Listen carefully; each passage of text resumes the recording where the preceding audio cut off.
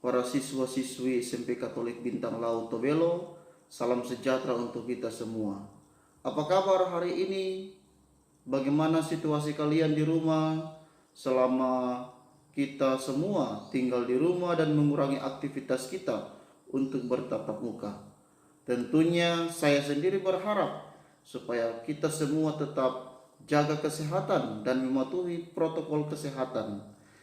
Marilah kita membantu pemerintah untuk memutuskan mata rantai penyebaran COVID-19 ini.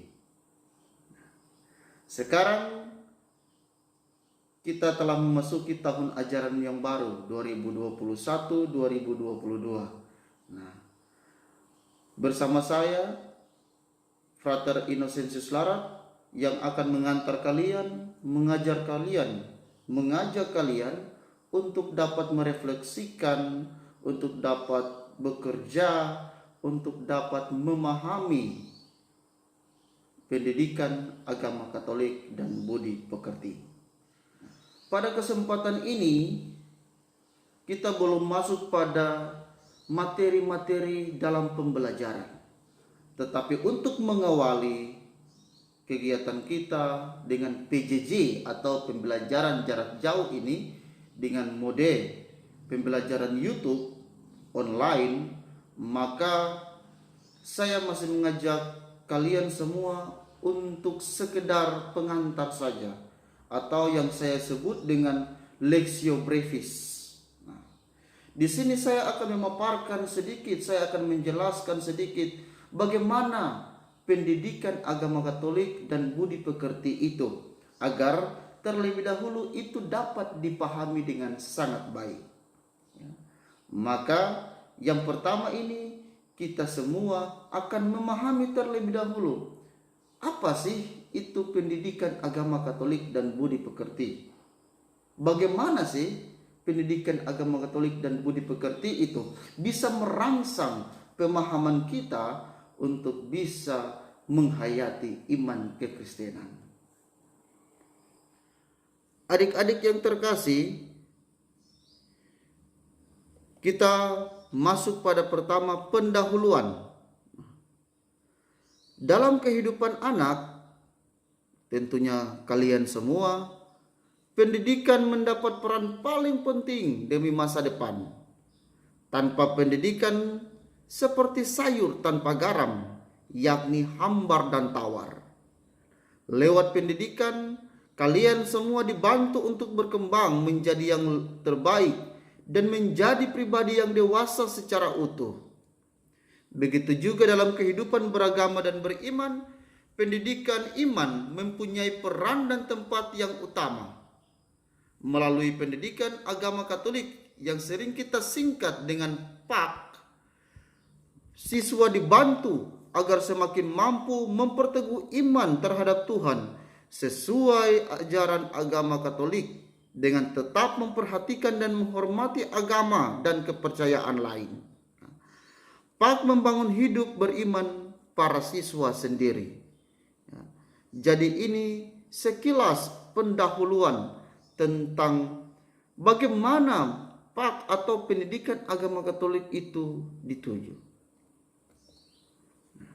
Yang berikut hakikat pendidikan agama Katolik. Nah, pendidikan agama Katolik atau PAK adalah usaha yang dilakukan secara terencana dan berkesinambungan dalam rangka memperteguh pengetahuan iman dan ketakwaan kepada Tuhan Yang Maha Esa sesuai dengan agama Katolik. Nah, lewat pendidikan agama Katolik, para siswa diajarkan dan diarahkan untuk melihat, merasakan, berpikir, menggumuli, merenungkan, dan menghayati iman. Tujuan dari pendidikan agama Katolik. Pendidikan agama Katolik pada dasarnya bertujuan agar peserta didik memiliki kemampuan untuk membangun hidup yang semakin beriman. Yang kedua, membangun hidup umat Kristiani. Dan yang ketiga, membangun kesetiaan pada Kristus Yesus yang memiliki keprihatinan tunggal, yakni kerajaan Allah. Nah, kerajaan Allah ini bukan sekedar bangunan, tetapi kerajaan Allah yang dimaksud yakni perdamaian, keadilan, kebahagiaan, kesejahteraan, persaudaraan, kesetiaan, kelestarian lingkungan hidup, dan lain-lain, yang tentunya juga dirindukan oleh setiap orang dari berbagai agama lainnya. Ya. Baik, kita akan masuk dalam ruang lingkup pendidikan agama Katolik. Nah, ruang lingkup pembelajaran pendidikan agama Katolik mencakup 4 aspek. Yang pertama, pribadi peserta didik. Nah, aspek pribadi peserta didik ini seperti yang kita ketahui dalam penjelasan sebelum-sebelumnya, bahwa ini mencakup pribadi peserta didik untuk dapat mengerti, memahami dengan baik pendidikan agama yang bertujuan pada pendidikan karakter dan iman Katolik sendiri. Jadi peserta didik diarahkan untuk bisa menghayati imannya dan juga dapat berperilaku dengan baik. Ruang lingkup pembelajaran yang kedua yakni menuju pada aspek Yesus Kristus sendiri. Adik-adik yang terkasih, tentunya kita mengenal sosok yang istimewa ini. Dia adalah Tuhan kita Yesus Kristus yang menjadi sumber semua ajaran iman kita. Yesus Kristus kita melihat teladannya untuk dapat kita pelajari dalam pendidikan agama Katolik. Ruang lingkup yang ketiga yakni menyangkut dengan aspek gereja. Adik-adik yang terkasih, gereja menjadi tempat untuk kita bisa mengetahui, untuk bisa kita belajar, dan untuk bisa kita berdoa. Di sana lewat gereja, pengetahuan iman kita semakin kokoh. Nah, bagaimana kita dapat mengaplikasikan apa yang telah kita pelajari dalam pendidikan agama Katolik dalam lingkup gereja kita? Entah itu gereja paroki, stasi, maupun sampai kelompok-kelompok kecil, yakni rukun, kategorial, bahkan juga dalam gereja kecil, yakni eklesia domestika. Ruang lingkup pendidikan agama Katolik yang terakhir yakni menyangkut dengan aspek masyarakat.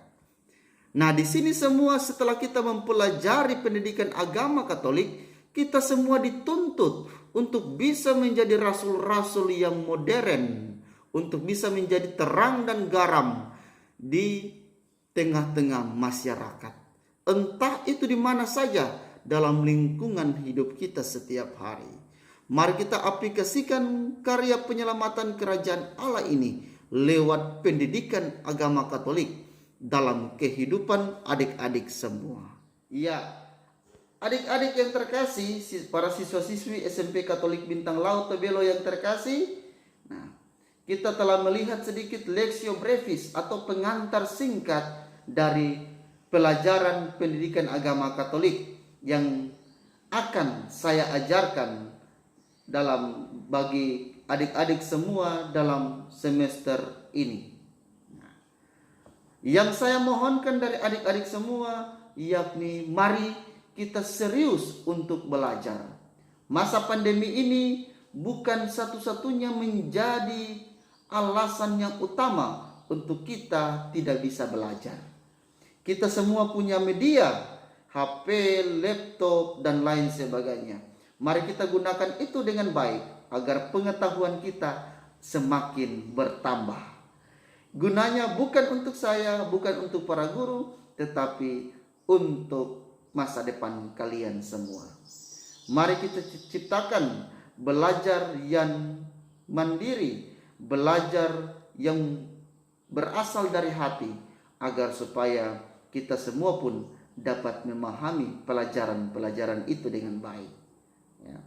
Maka adik-adik yang terkasih, yang frater harapkan mari kita serius dalam belajar, serius untuk mengerjakan tugas, dan serius untuk membaca. Di sanalah masa depanmu akan cerah ceria. Salam, sampai jumpa di materi selanjutnya.